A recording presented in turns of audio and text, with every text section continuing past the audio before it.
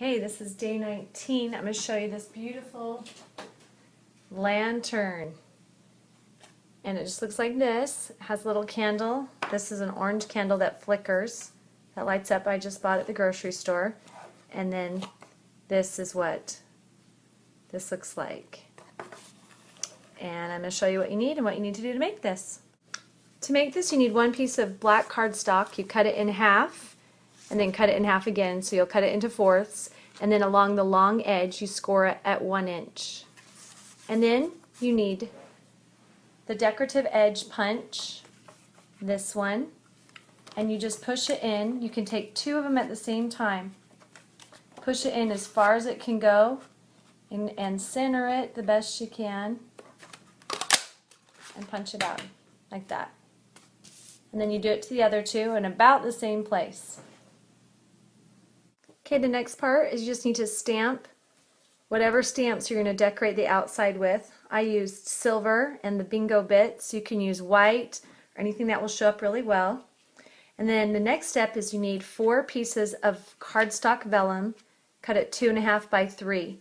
And then you need to stamp your images on this in black StazOn. So choose something that's Halloweeny that will be that you'll fit in these windows.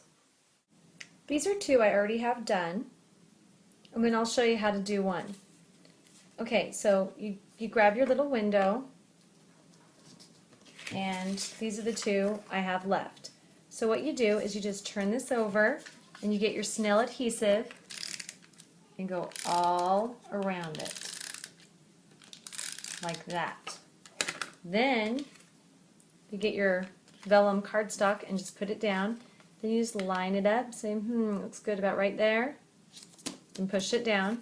And you might have some adhesive at the top that's still sticky, and you can use this to unstick it. It'll just get a little bit of powder on it, and then it's good.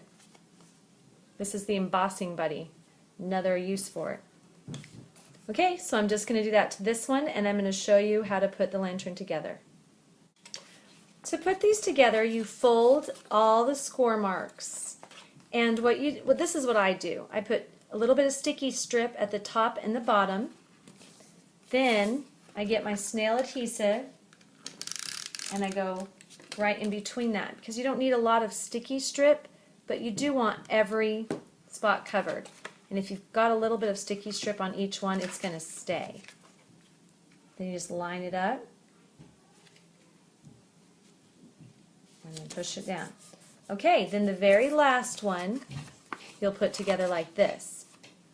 But before I do that, I'm going to put on a silver border along the bottom and the top of each one, like I did on my first one.